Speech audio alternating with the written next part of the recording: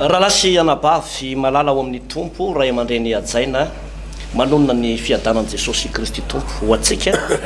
atao anatin'ity tokantrano izay mampandroso ity onjam-peo ny 93.8 FM ity na ity télévision amitié ity izay raisitsika moa eo amin'ny canal 40 na ny 623 25 MHz eo no anaranao ity fandarana ity isanandro amin'ny ora mahazatra tahaka an'izao ary azonao ihany koa nefa ny manaraka an'izy ity ao amin'ny internet raha ohatra hoe manana fahafahana manao an'izany ianao dia azo arahanao isanandro raha toka tsy misy fotoana loatra afahanao manaraka ito amin'ity fahitalavitra ity manona ny fiadanan'ny tompo anao ihany koa pasteur tafaradalana eto tsika fiadanan'ny tompo aminao pasteur Tofo dia ny fahasoavan'Andriamanitra ho antsika menakavy tompo ndia araka ivavakantsika metraka ny fandaram-potoana eo ampelantanan'Andriamanitra rainay tsara indrindra zay ny an-danitra mankasitraka anao zay amin'ny anaran'i Jesosy manana fotoana sarobidy tahaka an'izao hitorinan'ny teninao ampianarana indrindra ny amin'ny sitraponao Jesosy eo tonga teto ambonin'ny tany ianao mba amonjy anay anasitrana anay ary ny voalazan'ny teninao dia tsy ho very zay rehetra mino anao fa hanana fiainana mandrakizay zay lalana tongavana aina fiainana mandrakizay indrindra tompo no enarana eto androany ny fitsipika rehetrarehetra tongavana ny amin'izany hoe amin'ny fomba ahoana satria dia iza tokoa moa no maniry izany tsy mba maniry an'izany atao hoe ho any amin'ny fiainana mandrakizay zany koa mampianaranay Andriamanitra tompo ny baibolynay dia miteny any amin'ny bokon'ny Romanina 9 any fa nomen'Andriamanitra maimaimpona avokoa ny zavatra rehetra rehefa tonga teto ambonin'ny tany Jesosy Kristy ary manoloana zany ihany koa tompo dia misy tompontsoa marobe zay no maninao anay ary tokony higioka sy sitraka amin'izany zay amin'ny alalan'ny famonjena zay ataonao kanefa noho ny tsy fahalalana sy ny tsy fahatakarana ny tenin'Andriamanitra dia maro ny olona tompo no very fahasoavana very tompontsoa noho ny tsy fahafantarana ny tenin'Andriamanitra koa mampianaranay ampahiratony masom-pananay sokafony masom-pananay alala ny sitraponao amin'ny anaran'i Jesosy amen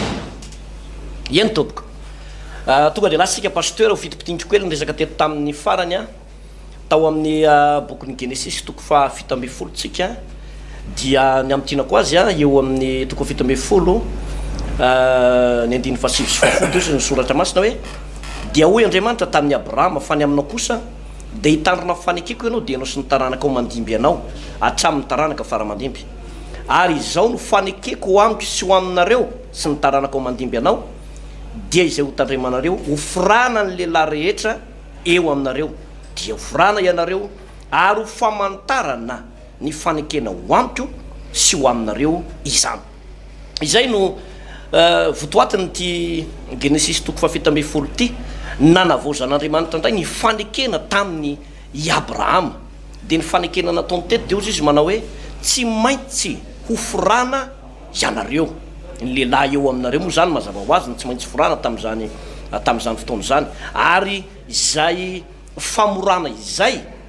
no anisany nampiavaka ny vahoaka jiosy na ny vahoaka Hebreo moa ny tena mbola fiantso an'i Abrahama tamin'izany fotoana zany fa mbola tsy dia misy loatra ny hoe jiosy na ny Israely dia io zany no nampiavaka ny vahoaka Hebreo tamin'izany fotoana zany dia ny famorana dia efa ny antsika teto tamin'ny lesona farany izany zavatra izany fa raha aty amin'ny andron'ny testamenta vaovao any amin'ny Romanina 2:7 dia izy hoe fa izay araka ny miafina no jiosy ary ny famorana dia ao amin'ny fo amin'ny fanahy fa tsy amin'ny soratra na toko hoe na amin'ny vato ihany koa zay fahafantarantsika azy ny fisiny ny lalàna tamin'izany fotoana zany dia ilay famorana zany dia ao anatin'ny fo inona moa le famorana ao anatin'ny fo le famorana ao anatin'ny fo dia tsotra be le izy efa nampianarantsika teto ao ny fibebahana ao ny fiovam-po ao ny fandraisana ny Jesosy Kristy ary amarinina amin'ny alalan'ny batisa na bataime moa izy ny fiangonana sasany dia atao batisa le olona de rehefa vita batisa le olona de tonga olom-baovao ary zay mampiavaka ny olona anankiray voafora fo ny olona nateraka indray dia izy vita batisa iny de miova lasa miova ny toetrany miova ny toetsainy miova ny toe-panahiny miova ny zavatra rehetrarehetra zany hoe le famorana zany pasteur tamin'le nafana zao tsika de niresaka an'le hoe fiovan'ny toetsaina fa raha vao miresaka n'ity le famorana ity de resaka toe-po mihitsy ndray no resahany baiboly eo anatin'le izy ary dia tafiditra ao anatin'izay araky ny teniko teo mbola veliko any hoe ny fibebahana fekekely koa ny fiverenana amin'Andriamanitra fanenenana lalina de lalina ary ny batisa no mamarana azy fa maninona no tsy maintsy mandeha am'izany ny olona anankiray de mazava ho azy pasteur Ertina ao amin'ny Korintianina voalohany 10 de misy endrika batisa ao zay efa nianarantsika ny amin'ny hoe rehefa tonga teo amin'ny ranomasina mena ny zanak'Israely de natao batisa tao amin'ny ranomasina mena tamin'ny Mosesy izy zany hoe tao anelanelan'ny rano rahoana any ambony sy ny ranomasina ty ambany no nanaovana batisa azy de ireo zanak'Israely rehetrarehetra nandalo tao an'izany ranomasina mena zany ozy ny tenin'Andriamanitra rehefa tafafita ny ranomasina mena de nisotro ny fihinam-panahy iray ihany ary ny hinana ny fihinam-panahy iray ihany ary nisotro ny fisotro-panahy iray ihany ino lay teniny Jesosy Kristy tompo raha nampianatra ny fandraisana ny fanasan'ny tompo izy de ozy izy manao hoe ity mofo ity de manambarany amin'ny tenako ary ny raha ny divay kosa na ny kapoka de manambarany amin'ny rany Kristy zao no ataovina roa zao fahatsiarovana zany hoe ny olona tafatsofoka tao amin'ny batisa no tafiditra ao anatin'ilay fandraisana fanasan'ny tompo raha ohatra hoe ny baiboly ny resantsika raha ny baiboly tsy miresaka dogma na fiangonantsika fa raha vao miresaka baiboly tsika de ny olona vita batisa tao anaty rano be no mandray ny fanasan'ny tompo taditsika tsara ihany ko ny Petera voalohany 2 efa nianarantsika teto ny mahakasika ny sambo fiara noa fa ny sambo fiara ozy ny tenin'Andriamanitra de maneho ilay batisa tam'izany fotoana izany dia zay ry havana ny mazava-dehibe n'le hoe batisa ka tsika tsy hoe mianatra baiboly fotsiny de mahalala be ny soratra masina fotsiny na mahalala mahafantatra toko sy andininy fa inona ny akon'izy eo amin'ny fiainanao inona ny vokatryilay fampianarana teo amin'ny fiainanao mitondra fiovana manao ahoana le izy ary ny fiafarana io de tsy maintsy ao anatin'ny batisa izany zay zavatra anankiray zay amitimitianako azy ihany pasteur Ertina sady tonga de efa lasa ihany aho de ozy izy ny soratra masina ihany ko misy andalatsoratra masina anankiray ato amin'ny Exodus 12 ato mandinika ihany tsika ny famorana io de misy resaka famorana eto eo amin'ny 7:7 Exodus 12 de ozy izy manao hoe ary Jehova tamin'ny Mosesy sy Arona izao no lalàna ny Paska tsisy olona fa firenena hinana azy ary ny andevolahan'ny olona rehetra izay novidimbola de ho forana vao mba hinana sy ny maro samihafa eto sa mbola misy resaka famorana ihany ko pasteur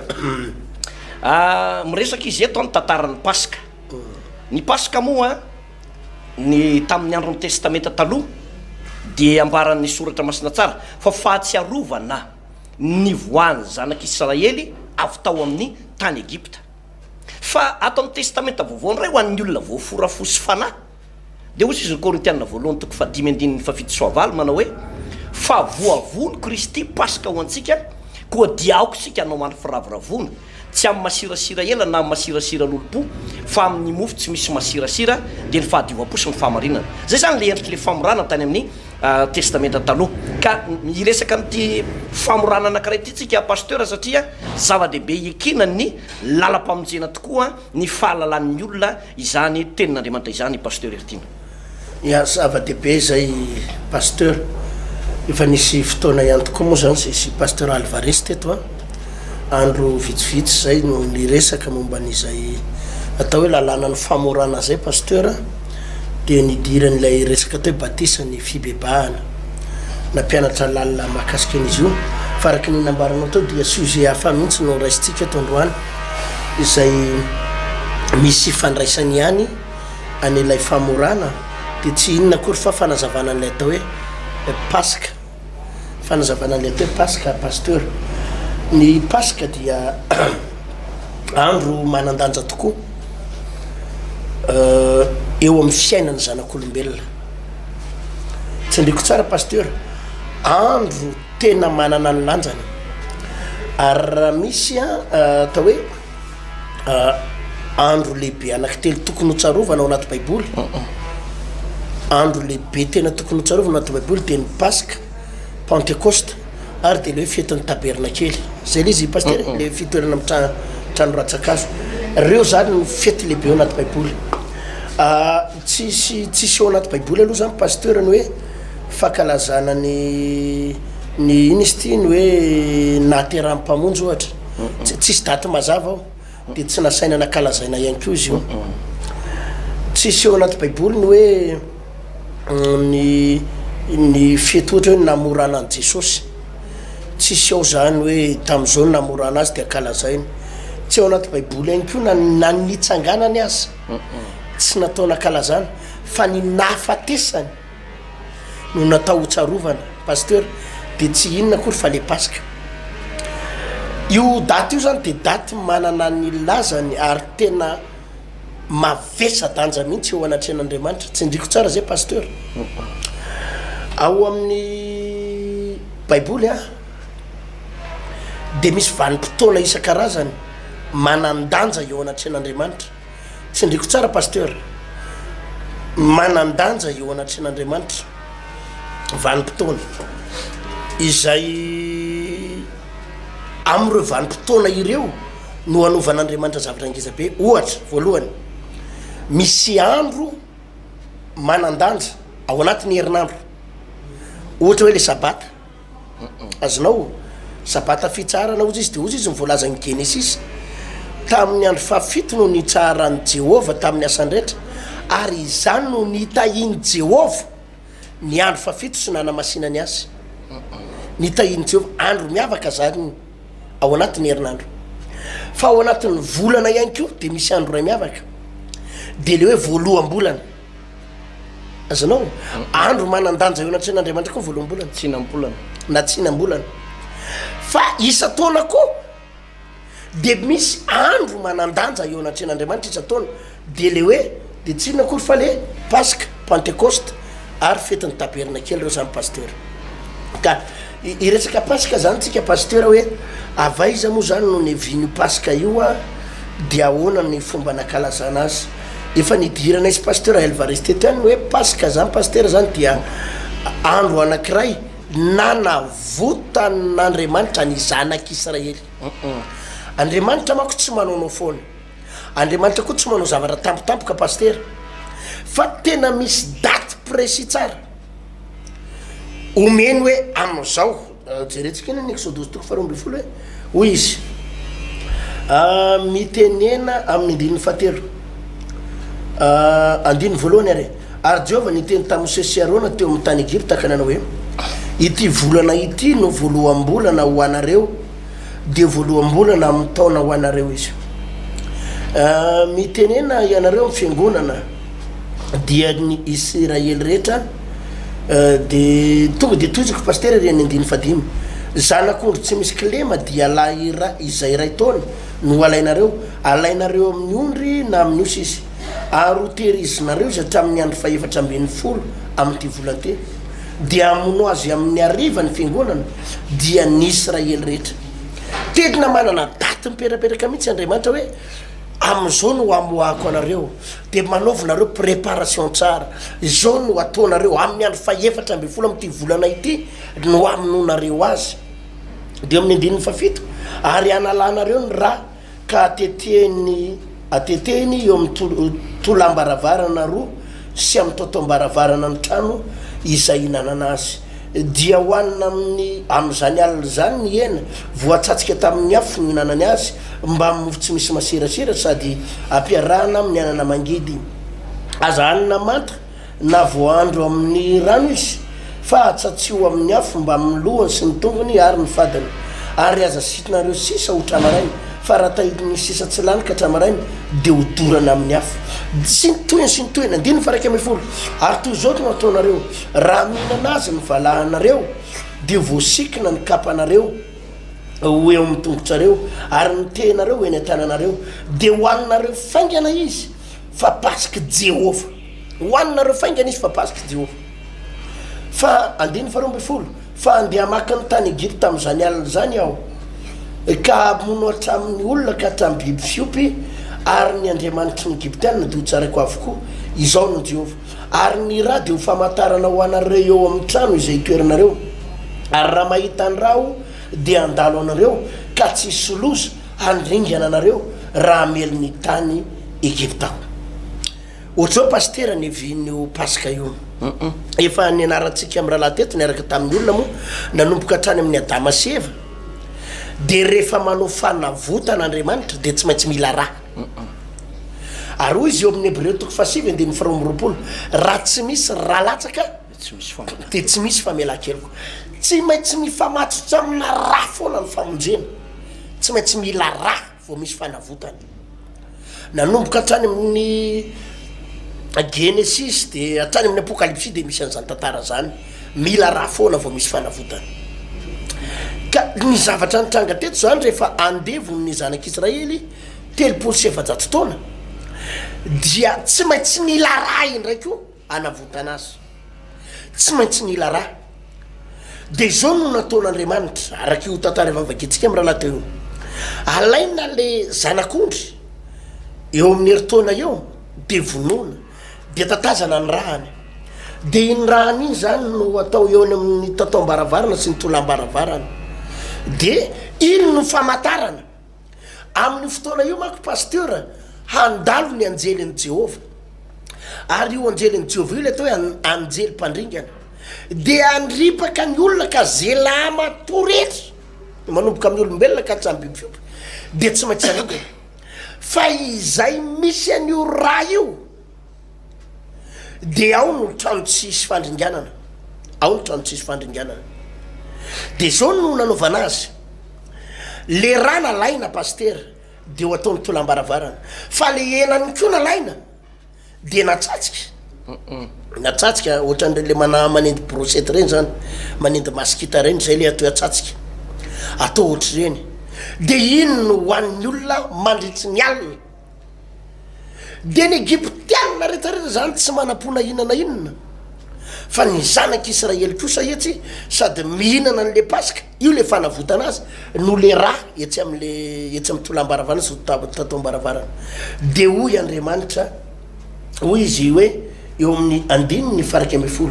ary toy izao nataonareo raha mihinana azy ny valahanareo voasikina ny kapanareo amin'ny tongotrareo ary ny tehanareo any an-tananareo dia hoaninareo faingana izy fa paska Jehovah eo amin'le paska Jehovah dia misy dikany erembanareo hoe paska fandalovana zany hoe fandalovany Jehovah hitondra loza fa saingy izao le paska dia fanavotana ihany koa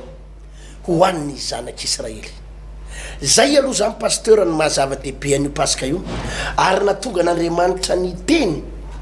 ery amin'ny hoe ho tsarovanareo any amin'iny moa zany pasteur ery amin'ny ho tsarovanareo mandrakizay iny izy le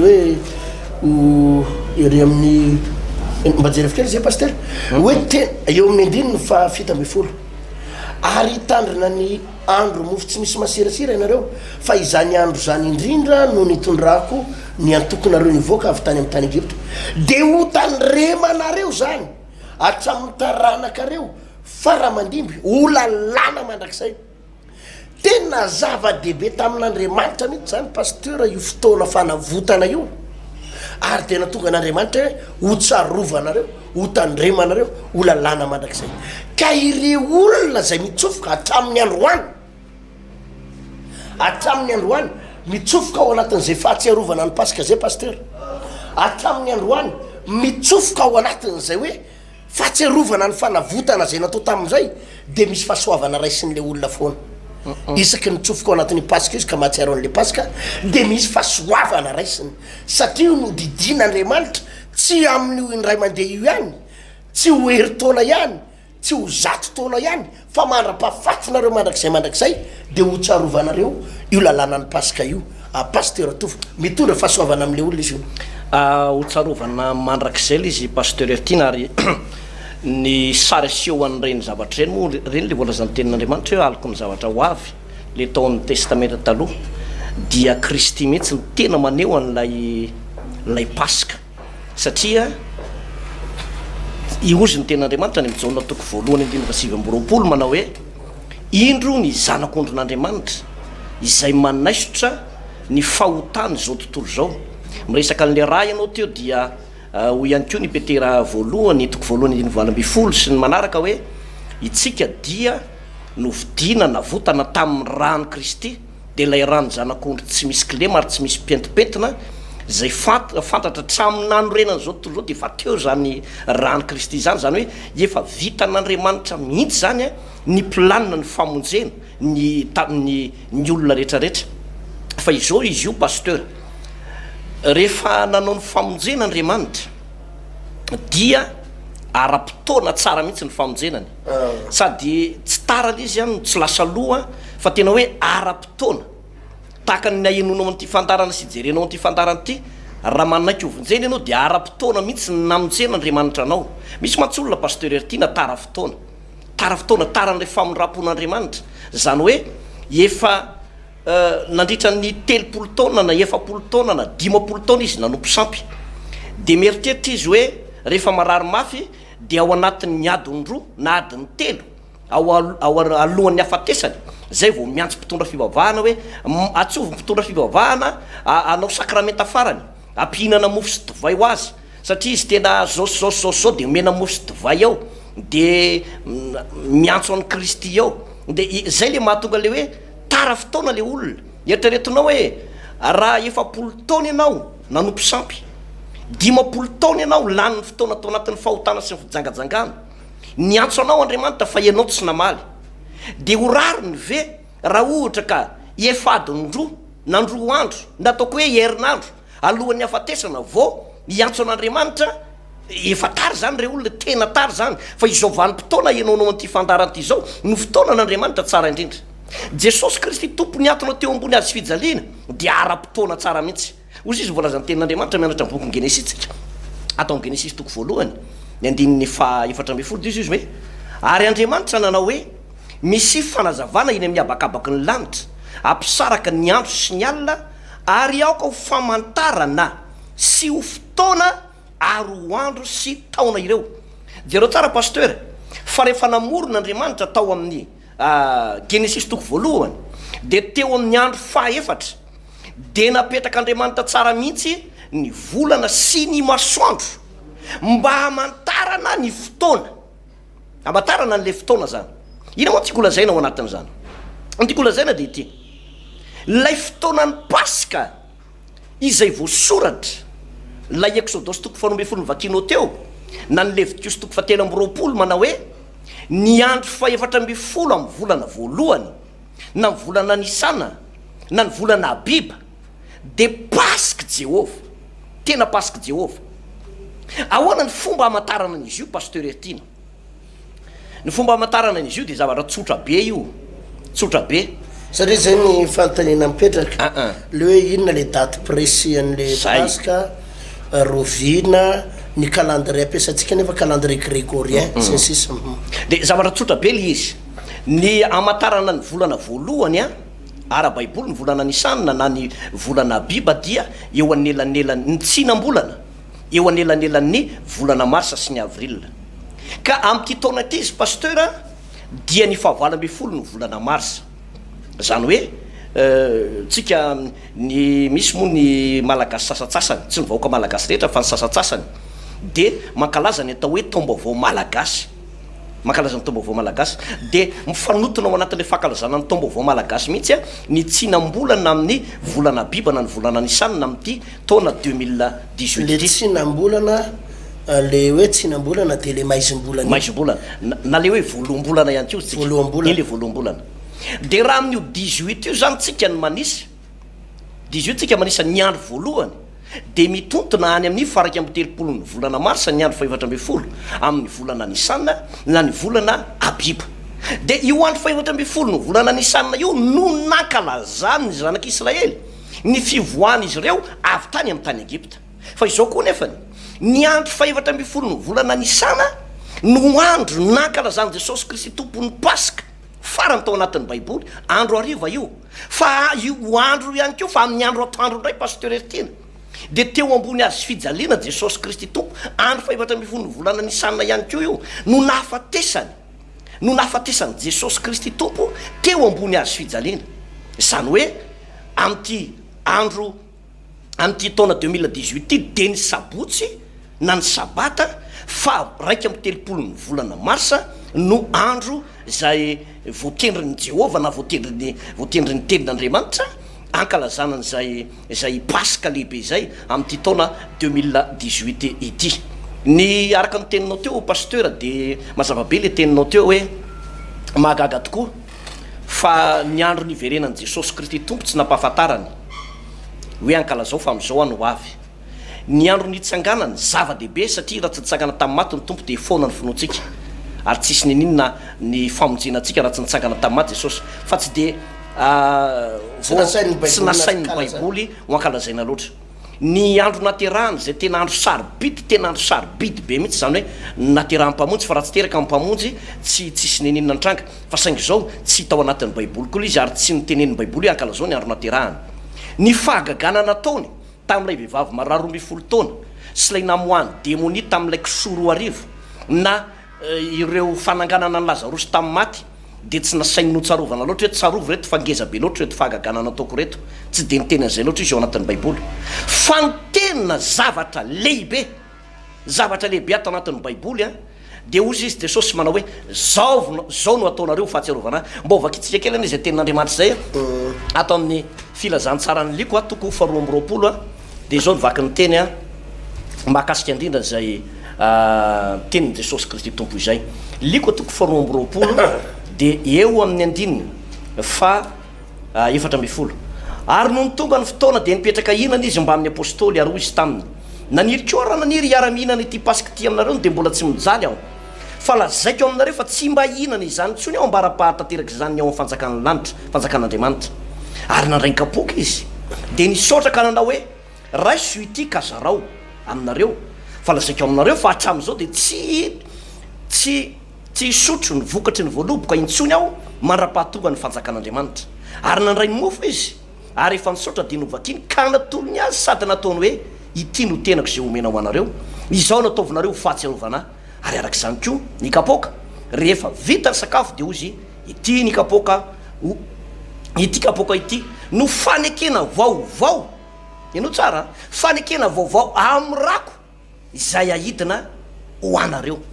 Jereo tsara zany pasteur fa niaraka ny hinana n'lay pasika izy teo na tsiaro an'ilay pasika ny zanak'Israely izy teo fa saingy nataony hoe fanekena vaovao. Ina moa le fanekena vaovao tamin'ny alalan'ilay mofo sy divay ary tsy niteny ntsony izy manao hoe zao no ataovinareo ho fahatsiarovana ny nivoan'ny zanak'Israely avy tany amin'ny tany Egipta fa izao izy no ataovinareo ho fahatsiarovana dia nahafatesako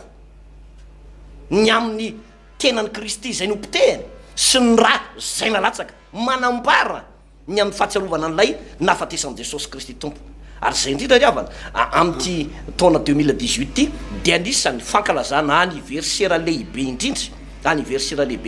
dia io 30 mars ny pasika Jesosy Kristy tompo. Zany hoe raha misy fety goavana indrindra pasteur manerana ny lanitra sy ny tany dia io 30 mars io satria Jesosy mihitsy no miteny manao hoe izao no ataovinareo ho fahatsiarovana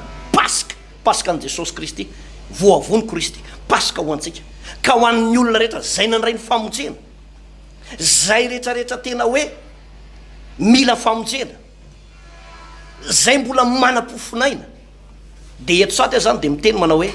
io no vanim-potoana goavana indrindra tena goavana indrindra eto ambonin'ity tany ity raha misy fotoana lehibe indrindra pasteur ety ataoko hoe fankalazana fety manetriketrika eto ambonin'ny tany. Ngamba ianao mety efa nahita fety manetriketrika be malaza be teto ambonin'ny tany fa izany atao hoe pasika zany tompoko no anisan'ny fotoana tsara indrindra tena tsara indrindra ho atsika rehetrarehetra zay manaraka ity fahitalavitra ity. Le lioka toko 2:20 pasteur mazava tsara eo amin'ny 1:20 ary nandray ny mofo izy ary rehefa nisaotra dia novakiny ka natolony azy sady nataony hoe ity no tenako omena ho anareo izao no ataovy ho fahatsiarovana. Ary arak'izany koa ny kapoka rehefa vita ny sakafo dia hoy izy ity no kapoka ny amin'ny fanekena vaovao amin'ny rako izay ahidina ho anareo. Any amin'ny Korintiana voalohany any izy pasteur 1:40 efa vakina izy pasteur Alvarez ty ozy izy andininy fadimy amby roapolo. Korintiana voalohany 1:40 andiny fadimy amby roapolo andiny fahaefatra amby roapolo. Ary rehefa nisaotra izy dia novakiny ka hoy izy ity ny tenako ho anareo zao nataovy fahatsiarovana. Dia arak'izany koa mihinana dia hoy izy ity kapoka ity no ilay fanekena vaovao amin'ny rako izao nataovy fahatsiarovana. Naoviana ianareo no misotro fa naoviana ianareo no misotro sy mihinana itony ny fitony sy misotro ny kapoka dia manambara ny fahafatesan'ny tompo ianareo manam-piavina. Misy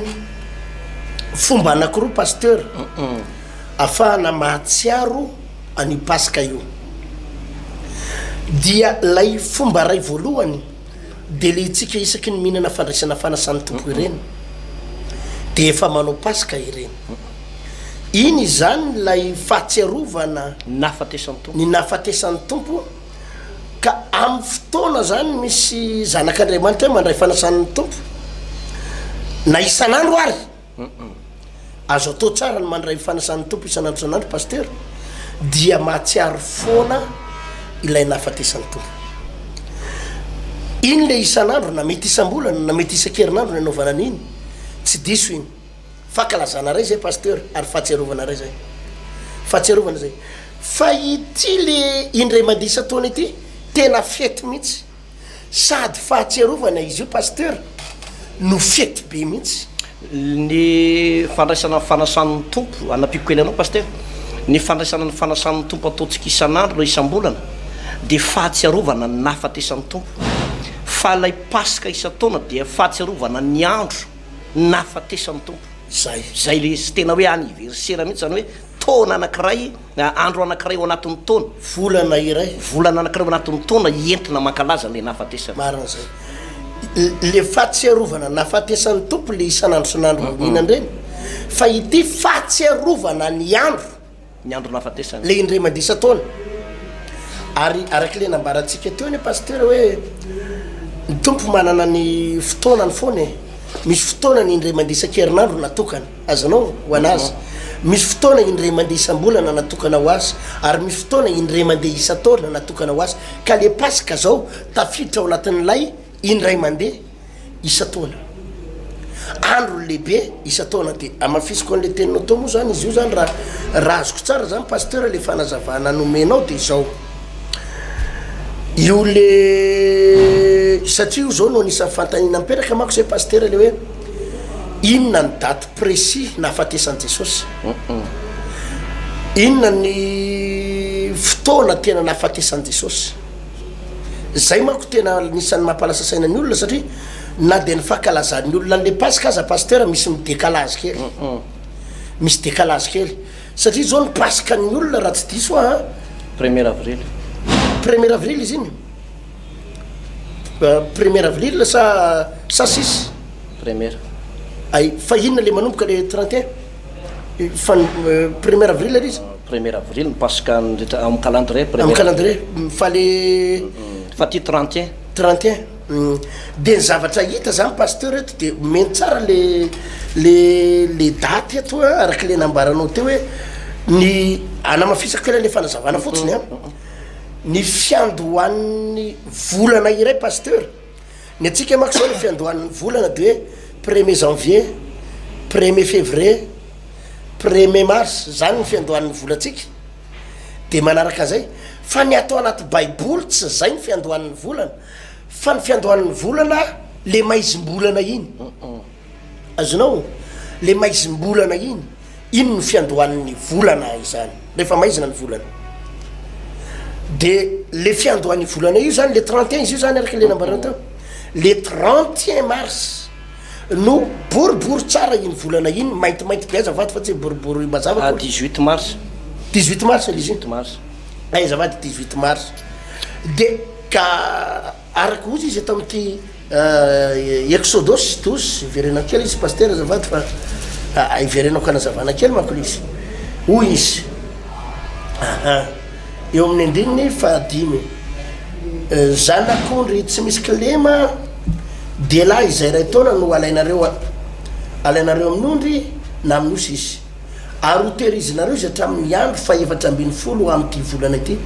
dia amono azy amin'ny arivany fiangonana de ny Israely rehetra manomboka am'le maizim-bolana iny zany iny ny andro voalohany le 18 ozy izy tsika teo dia am'le 14 an'io le volana io ndray zany pasteur fa 710 ny volana io efa mazava be mivolana amin'io io le hoe feno volana amin'le feno volana iny no vonona am'izay le zanak'ondry iny le paska ny paska zany pasteur tsy maintsy mifanotona foana am'le feno volana io de iny le 31 izy iny le 31 raha vao mijery ny volana ianao zany amin'ny 31 de le mibalika be iny mihitsy ny volana amin'ny 31 pasteur io le vanim-potoana ny paska 14 nisanina ozy izy tsika na 14 biby zay ngamba zany pasteur no tiana olazaina ka tena fety izy io pasteur ary ao anatin'ile fotoana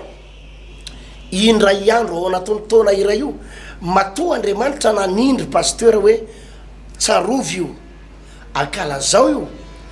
de misy zavatra tsy ataon'Andriamanitra mihitsy mandritry ny taona misy zavatra tsy ataon'Andriamanitra mihitsy ao anatin'ny volana iray fa ataony amin'io andro anankiray voatendry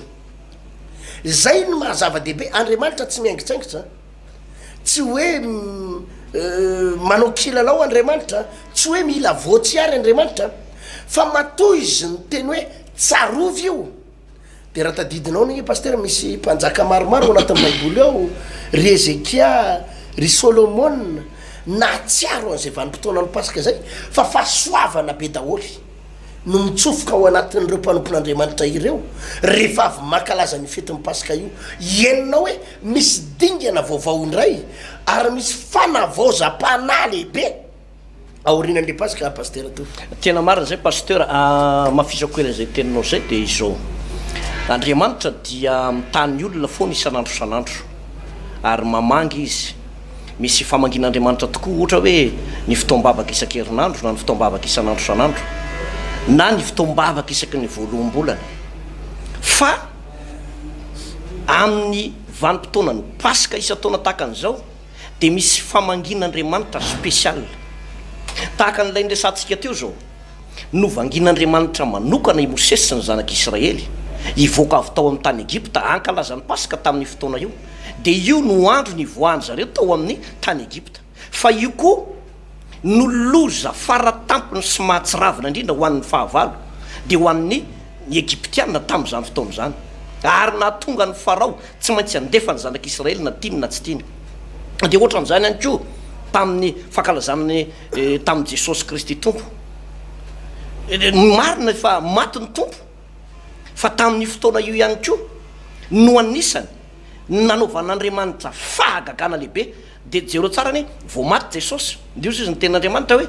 nisokatra ny fasina tao amin'ny tanàna masina de maro tamin'ny fatin'ny olona masina no nitsangana zany zany de maneho ry havana fa ny paska dia andro fananganana ho an'ny olona anankiray maty ara-panahy na ho an'ny olona anankiray tsy misy fanantenana tamin'ny fotoana io ihany koa nefany no anisan'ny nahatonga ny Jodasy tsy maintsy miala teo amin'ny mpianatra zany hoe andro fanadiovana ihany koa pasteur Ertina ny andro paska zany ka ny olona ho anao reny le voafitapitaka matetitetika reny de tsara ho anao mankalaza amin'ny paska fa amin'ny paska de Andriamanitra mandray andraikitra ny olona mpamitaka ny zanany ny olona zay mpamadika ny zanany de tsy maintsy manaraka ny diany Jodasy Iskariota ny zavatra ambaraka ama pasteur de hoe ny fomba entina mankalaza n'izany paska izany de araka ny teninao teo hoe teto zao de misy fomba entina nankalazana ny paska amin'ity toko 12 ty de nisy fanavaozana trany an-trany izy io satria moa ny zanak'Israely tsy nijanona fotsiny tao amin'ny tany Egypta fa nandeha foana nandritra ny 7 taona de ny avao ohatrany an-trany izy io mandra-patonga taty amin'ny andron'i Jesosy Kristy tompo de izy manao hoe fanekena vaovao amin'ny rako sy ny momba ny tenako zany hoe niova ho am'zany mihitsy zany lay fankalazana ny paska ary de mandrakitiry atroany de mankalazan'zany paska zany tsika ka ny fiomanana ao anatin'zany paska izany pasteur etina amin'ny mahafety ngezabe azy amin'ny mahafety koavana azy dia misy ny fiomanana ara-panahy zay tokony ananany vahoaka kristianina am'zany fotoana izany zero tsara atao anatin'ny baiboly fa rehefa akatoko ny paska ohatran'io akatoko ny paska ao amin'ny filazantsara ny jauna toko 12 de nisy vehivavy anankiray Maria Magdalena angamba izay io Maria Magdalena io dia anisan'ny vehivavy ratsiratsy fitoratena izy io fa tamin'io izy no nanatona ny Jesosy Kristy tompo nanatona ny Jesosy Kristy tompo nitondra n'ilay menaka nisy narta lanjany ray livatra ozy ny tenin'Andriamanitra de iny menaka iny nararany tamin'ny tompo Jesosy de ny foany tamin'ny volondohany ray avy eo zany hoe naneo fankalazana ny Jesosy Kristy tompo zay efa ho faty noho ny amin'ny fahotatsika io raha vehivavy io de nataony tsinotsinona ny voninahiny satria ny volo ny voninahitry ny vehivavy de iny volony iny namafano ny tongotry Jesosy Kristy tompo ary de zay nananany zay ny overiny mba fananany dia natolony ho an'ny tompo tamin'izany fotoana zany natolony ho an'ny tompo raha tsolona ny resaka pasteur ertina dia ozy izy mbola zany tenin'Andriamanitra amin'ny bokon'ny Deutéronome any miresaka amin'ity paska ty hoe le hoe paska Pentecoste taberina kely de izy manao hoe intelo isa-taona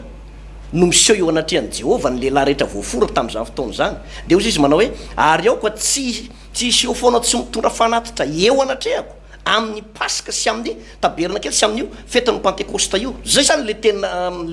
le tenin'Andriamanitra de rehefa manatona an'Andriamanitra anao de misy fiomanam-panahy tena hoe voninan'olo tena ny mampalahelo moa pasteur rehefa paska ohatran'izao ny olona dia mirimorimo makany amin'ny bara de misotro toka zay ny fiheveran'ny olona hoe paska dia manao mamo de lasa mitsangatsangana any amin'ny toerana zay tsy tokony hitsangatsanganana de mialatsiny amin'ity fiteny anankiray ty fa tsy toko zay andrikana mazava azy fa tonga de tsoloko ny resaka hoe rehefa paska ny olona de lasa mampiaraka any amin'ny toerana tsy tokony anaovana an'izany nefa paska hoe ina moa ny idiran'ny paska amina fitoratena maloto tahaka an'izany ina moa ny idiran'ny paska amin'ny fisotro-toka ina ny idiran'ny paska amin'ny alalan'ny resaka fahavetavetana sy fijangajangana fa ny paska de tena androm-panavotana anaovana fanatitra ny fanatitra de ny tenanao aloha voalohany indrindra de zay azonao atao eo anatren'Andriamanitra de zany no atao hoe fety lehibe entina mankalaza an'Andriamanitra ka ataoko pasteur hoe mazavazava amin'ny olona ny zavatra tiatsika ho ampitaina raha ohatra fitinyko ely ny resaka teo de hoe ny fahavalambifolo ny volana mars tombo malagasy izy io fa tombo ara-baiboly tsy de misy ifandraisany loatra moa reo hoe tombo malagasy tika de atao an'izao koa tsy de tsy zay loatra le izy fa mifanandry fotsiny le izy aloha zany de ny 31 no andro faefatra amby folo amin'ny volana nisanina io le paska io no paska Jehovah de mankalaza an'io tsika